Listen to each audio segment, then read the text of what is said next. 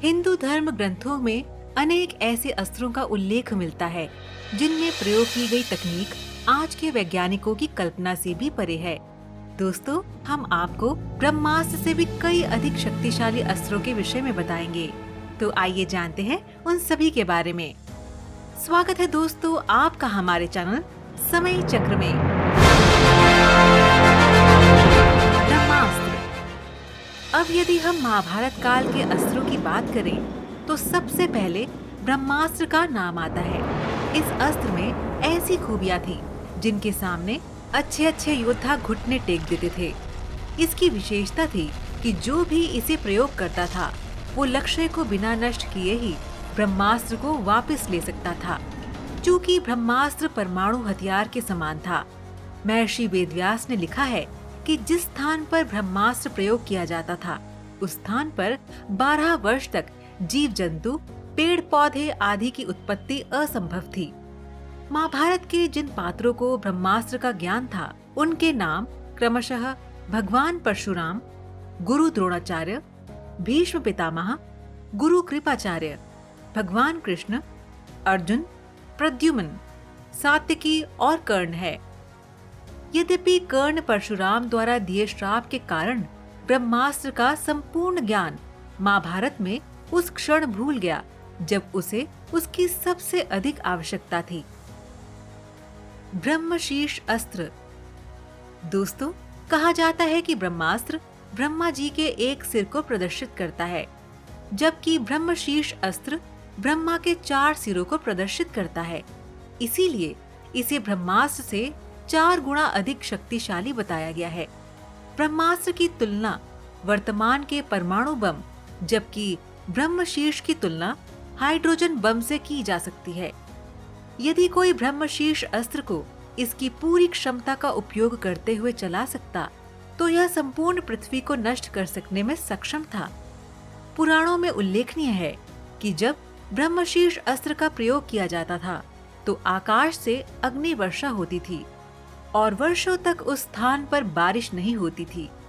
महाभारत में पिता की मृत्यु के प्रतिशोध की ज्वाला में जल रहे अश्वत्थामा पांडवों के वंश का नाश कर देना चाहता था। वो उत्तरा के गर्भ में शिशु परीक्षित का वध करना चाहता था, परंतु उत्तरा को हानि पहुंचाने की उसकी कोई मंशा नहीं थी। माँ को बिना कुछ हुए गर्भ के शिशु को मारना अश्वत्थामा के लिए संभव था। इसीलिए ब्रह्मशीर्ष अस्त्र का प्रयोग करके अर्जुन ने परीक्षित की रक्षा की। ब्रह्मशीर्ष अस्त्र न केवल असुरों और साधारण व्यक्तियों बल्कि देवताओं को भी नष्ट करने की क्षमता रखता था। ब्रह्मशीर्ष अस्त्र का ज्ञान गुरु द्रोण ने केवल अर्जुन और अश्वत्थामा को दिया था। अर्जुन को ब्रह्मशीर्ष को जागृत करने से वापस लेने तक का संपूर्ण ज्ञान था, जबकि अश्वत्थामा को गुरु द्रोणाचार्य ने केवल ब्रह्मशीर्ष को जागृत करने का ज्ञान दिया था। जब महाभारत के अंत में अर्जुन और अश्वत्थामा एक दूसरे को नष्ट करने के लिए ब्रह्मशीर्ष को चलाने वाले थे, तब नारद मुनि और वेदव्यास ने दोनों को रोका, अन्यथा संपूर्ण संसार नष्ट हो जाता। शिवजी का पाशुपतास्त्र भी एक प्रकार का ब्रह्मशीर्ष अस्त्र है। इसे संकल्प, वाणी, दृष्टि और कमान 4 प्रकार से चलाया जा सकता था। ब्रह्मदंड अस्त्र। ब्रह्मदंड महाभारत के समय का सबसे शक्तिशाली एवं खतरनाक अस्त्र बताया गया है।